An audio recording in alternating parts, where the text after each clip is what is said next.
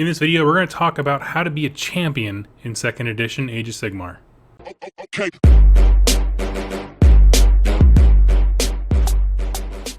Welcome, Wargamers. My name is Doug with 2+ Stuff, and I'm going to set the tone for this video by kind of going over what my perception of the community is right now, and that it is on fire with all of the kind of previews, I guess, from Games Workshop itself coming out of the new edition, and there's just a ton of negative reactions online. So let me show you something here. This does have to do with being amazing in the 2nd edition, so hold on here.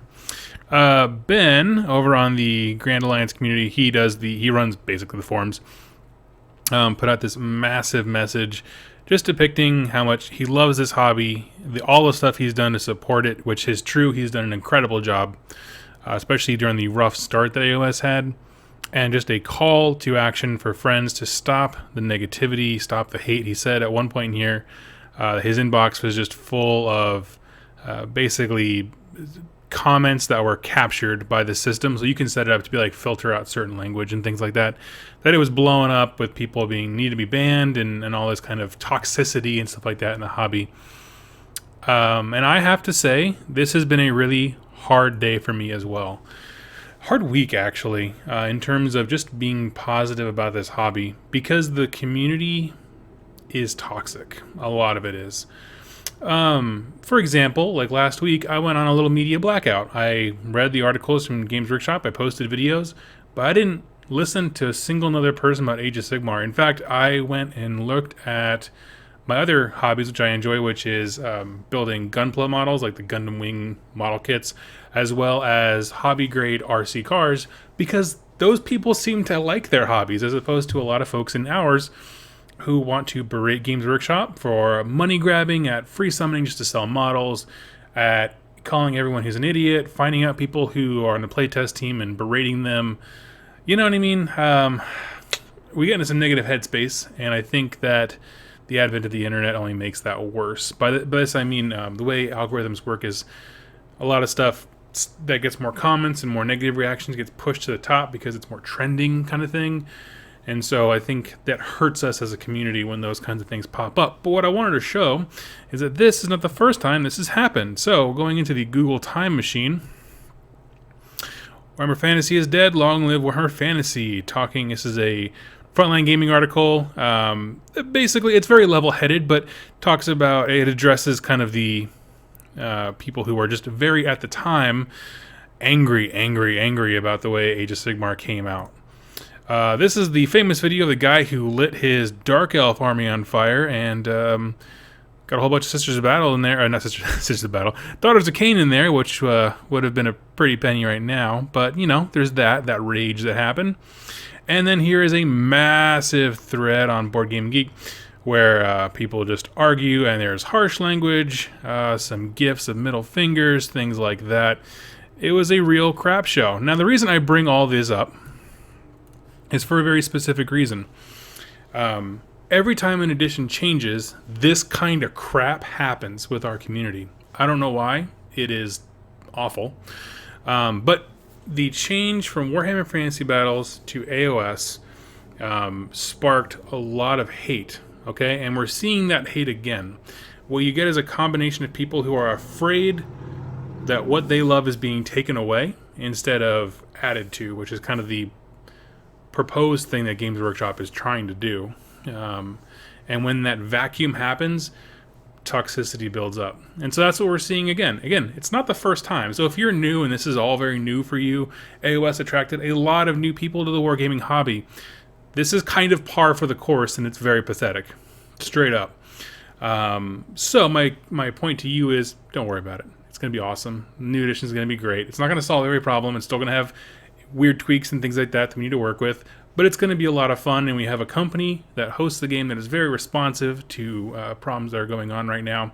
So if there is a major issue, give it 3 to 6 months and it'll be solved. We saw that with Warhammer 40k the first 3 months that it came out. Basically, there's a bunch of flying ships that just dominated the game, and in no time they were there with a FAQ that changed it so flying ships can't capture objectives and things like that. It was really fast, and it put a good spin on how they interact with the game.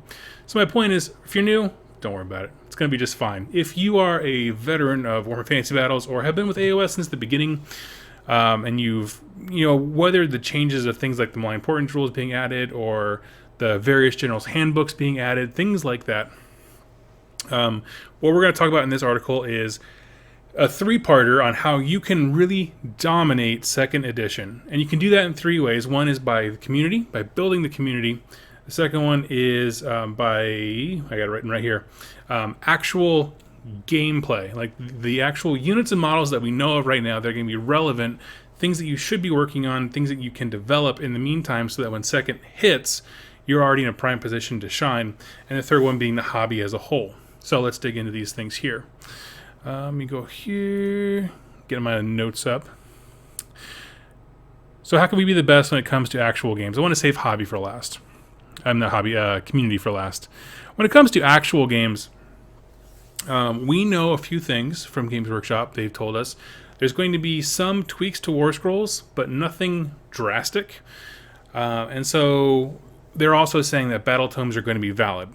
This is massive. The reason is because if you have an army with a battle tome, you can sit down and learn it. And I don't just mean read it, I mean learn it. Try strange things in the tabletop. Try different combinations. We know the command point thing with heroes. Try heroes that you never looked at before.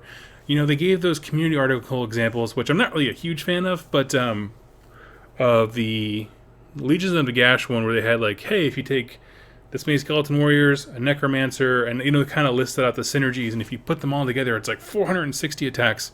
Thought that was a bad example because nobody wants to roll that many dice consistently, and it's not something you can do every turn because of how you burn command points.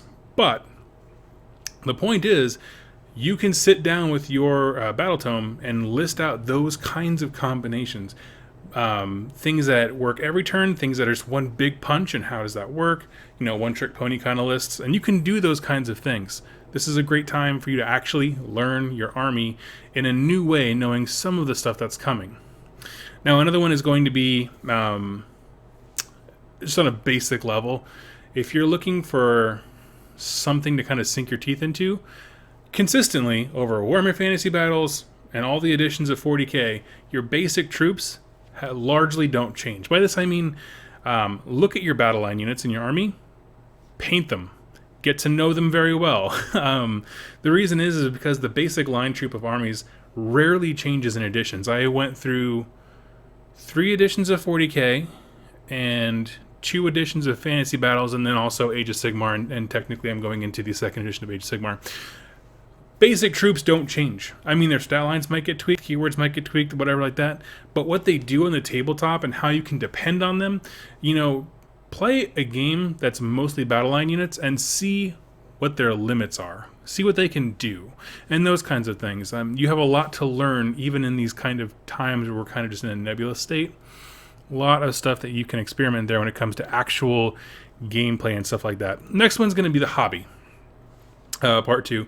And the great thing about this, it's not a game. Yeah, 40k and AOS, they're not just games, they're entire hobbies. Because this, I can't see this, it's the Spear of Shadows by Josh Reynolds. I was at a used bookstore about 2 hours ago, saw it, grabbed it.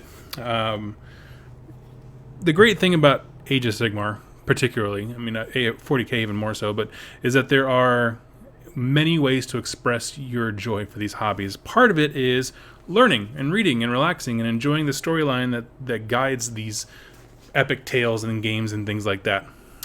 So that's what I'm doing. Like I said, I'm a media blackout. I'm going to do the stuff that I enjoy, and everything else can just burn. And so you have books, audio dramas, which are very different. You have, what else is there? I mean, painting. Painting is a huge one. For me personally, when I get kind of in a negative headspace, painting is really good for me. I do battle with depression and anxiety. This kind of time in my hobby, it sucks the life out of me. It takes a little joy out of it. So what I do is I back off and I just paint models because I enjoy that. I really enjoy painting large units. I don't know why, no one else does, but because it's repetitive and it's kind of thoughtless, and you can just crank them out and you'll feel accomplished at the end of it, and that's really fun. So that is certainly my encouragement to you, because what's nice is If you use this time, instead of freaking out and reading everything on every crap post on Reddit or clickbait article or video on YouTube, if you take this time to develop yourself, you're going to know all about your army, how far you can push its units. Remember, war scrolls aren't changing very much. You can explore cool options like, hey, check out this guy. I don't own this dude, but now that I'm sitting here like looking at all the various options for chaos stuff, I want, what do they call him now, an exalted hero of chaos. I know this used to be a named guy, but like there's so many heroes just for my Slaves to Darkness stuff that I do not own that I'm like, Slambo? Yeah, why not? I mean, because I love it. Yesterday I just finished painting my Dark Oath War Queen. Those kinds of things where it's like there's so much to explore even in this dead space.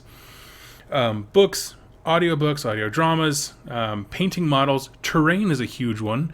Wouldn't it be awesome if when second dropped, you were ready for it, both in terms of building cool stories. I was upside down for a second. Building cool stories and then building those stories on cool tables because you used this time, rather than being filled with anxiety, to make awesome terrain for you and your community. And so my encouragement is, when it comes to the hobby side, kind of step back and look at the whole hobby, which is collecting, story, painting, and then terrain, because all those elements are what make wargaming so unique amongst other board games. Really dive into that. And the last part I want to talk about here and touch on is how to be amazing in second edition when it comes to community. And I'm going to be super blunt. I'm usually very reserved when it comes to talking about other content creators, but I am one now, so I feel like I have a little bit of cred. The simple fact of the matter is there are people in this world who want to get fear from you for a few reasons. One, for clicks, for subscriptions. They use clickbait titles, things like that, to draw you in for either ad revenue, things like that. Those sites that I showed you before do those kinds of things. And so it is in their best benefit to fill you with anxiety so that you keep coming back to them for the latest news and rumors and things like that. And what I'm going to ask you to do as part of the community is to push back on that and don't click those things. If something seems clickbaity, don't touch it. Don't touch it with a 10-foot pole. If you're halfway through a video and you're not getting any content out of it, like meaningful things to you, X out of it. Go somewhere else. It's just not worth it. And the reason is because that is where toxicity blooms, because somebody sees that, they get mad, they share it, 10 people now get mad, and it's just kind of cycle continues. If you want to be amazing, you need to be someone who's strong enough to break the cycle. Because when you're talking about making a good community in the next edition, which is important, I'll get to why, you need to be someone who's willing to guide that. And that's what I try to do here, and it's what I hope you do in your local community. Here's the simple truth. Every time there's a new edition of literally any Games Workshop game, some people complain and leave, and no one misses them. And some people ride it out, and they just assume the best, and then they become better people because of it. You look at podcasts that have been around forever. Ben Curry from the Grand Alliance has had he's in podcast for like 10 years, I think he said in his post, and I think he's accurate, yeah. The Heel and Hammer guys, Garage Hammer with Dave Witek and Alex, I can't remember his last name. People who have been doing this for a long time have weathered those storms of multiple editions, and they just go into it with optimism and say, I'm excited about this hobby, capital H, meaning all the things we mentioned before. Let's see where this goes, right? Those are the people that people respect. And so in kind of summation with the community one, if you act like the person that people respect now, like you start acting that way now, they will respect you when the community changes and morphs and grows in second edition. Straight up. Because the guy who set his army on fire, who's heard of that guy? Nobody cares. Because he was a one-hit wonder, right? He just checked out and he was done. But for the rest of those people who have worked hard to build communities, to be positive in them, and that, that established base of trustworthiness and positivity carries them further forward into the next edition. So I think that's actually extremely important. Every time there's a new edition change, people leave, but more people come. And that's been so exciting. I'm going to actually math it out. One of these days, I'm going to take a weekend, and I'm going to math out how many comments I actually have, because I know it is over 120, because that's when I stopped counting, of comments of people saying, I used to play fantasy battles. I checked out when all the crap went down, all the toxicity when AOS came out, but now I'm coming back to the game, and I'm so thankful that there's someone who's being positive. I'm not trying to give myself self-praise. What I'm saying is there are people who come back and people who join us. So if you can set yourself as someone who is a person of positivity and leadership in the community, people are drawn to that, and you should absolutely try to be that person. What I'm going to do is give you a quick questionnaire because, frankly, are you someone who perpetuates anxiety? Then leave. You know what I mean? You're not good for this community. It's not good for you. There's going to be another edition. You're going to be mad about that too, so just go somewhere else. Go play some other game. I don't really care. Or do you affirm people's interests? If someone comes to your game night and says, I want to play this army, that sucks, right? I mean, like, they don't know it sucks, but you know it sucks. For me, in 40K, I wanted to play Gene Stealer Cult. Right now, they are a dumpster fire of an army, right? They're just, none of their stuff really works. It's very awkward. I haven't just lost all of my games. I have been deleted off the table like turn 2 to 3. And all the objectives are like, by turn 5, and so it is never even an issue. So when someone comes in and says, I really love the way, let's pick an army that's not a dumpster fire, Sylvaneth. Right? I want to play Sylvaneth. I think they look great. I love the tree thing. Are you affirming of that? Do you say, no, we already have Sylvaneth players.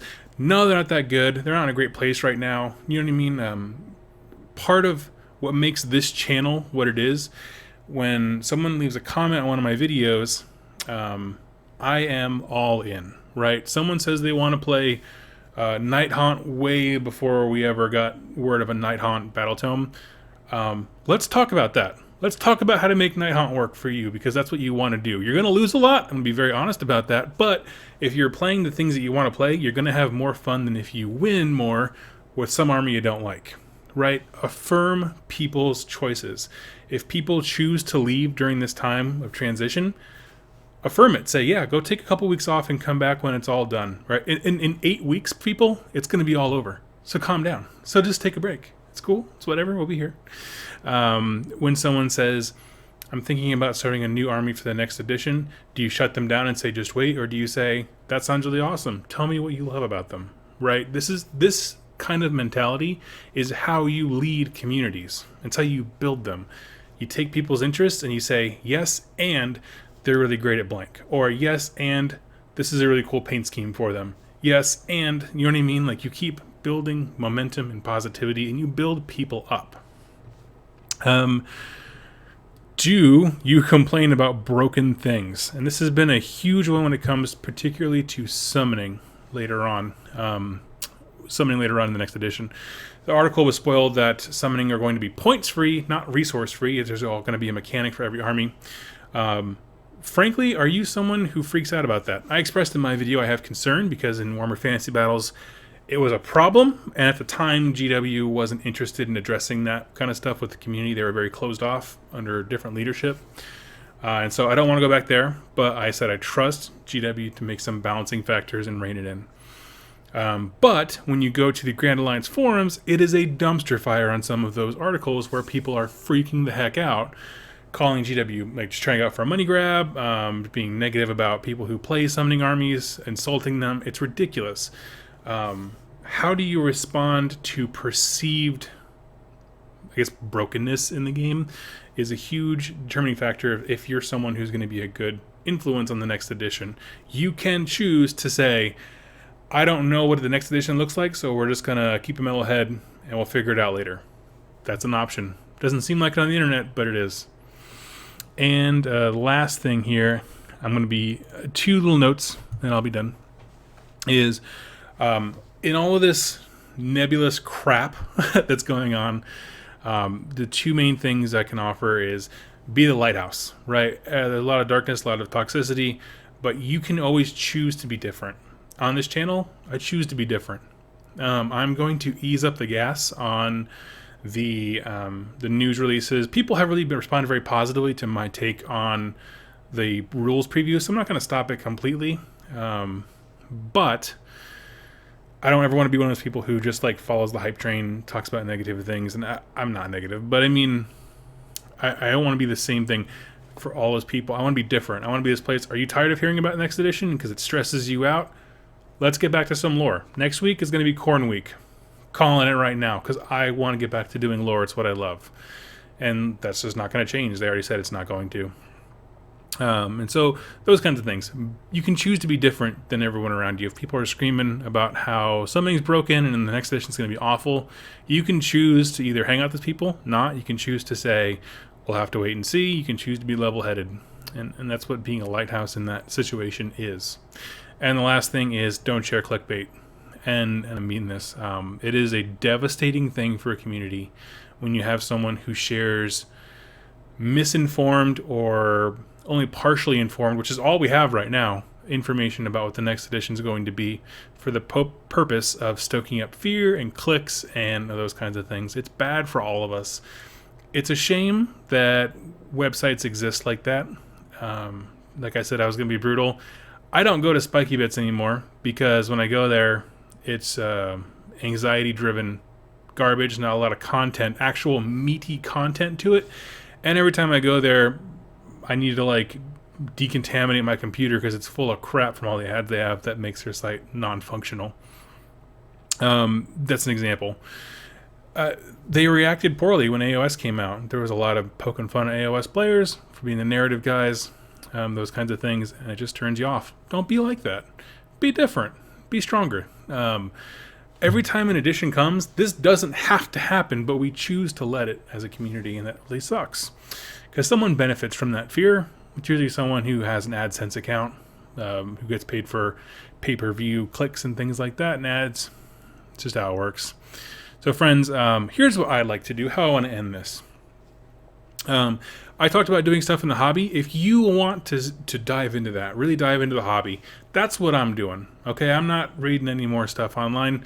Follow me over on Instagram. I'll put my thing right here. I'm doing painting a lot of Gene Stealer Cult, and also I'm going to be really hardcore cranking out some Slaves to Darkness as I prepare. I want to have a fully painted 2,000 point army, which I don't have right now, for the next edition.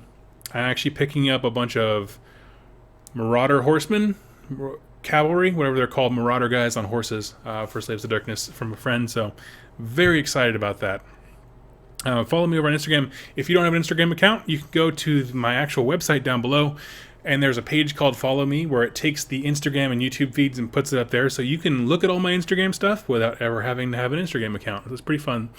I want to hear your thoughts. What are you excited for? What is your community doing to not A, be negative, and 2, get pumped for the new edition? Are you working on hobby stuff? You reading cool books? Are you preparing your terrain, getting ready? So tell me all those things, and if you are somebody else, actually read through the comments and see what people are doing to build up their communities. It can be an exciting time for the AOS community. It doesn't have to be negative or scary. So guys, thank you so much for watching, and happy wargaming.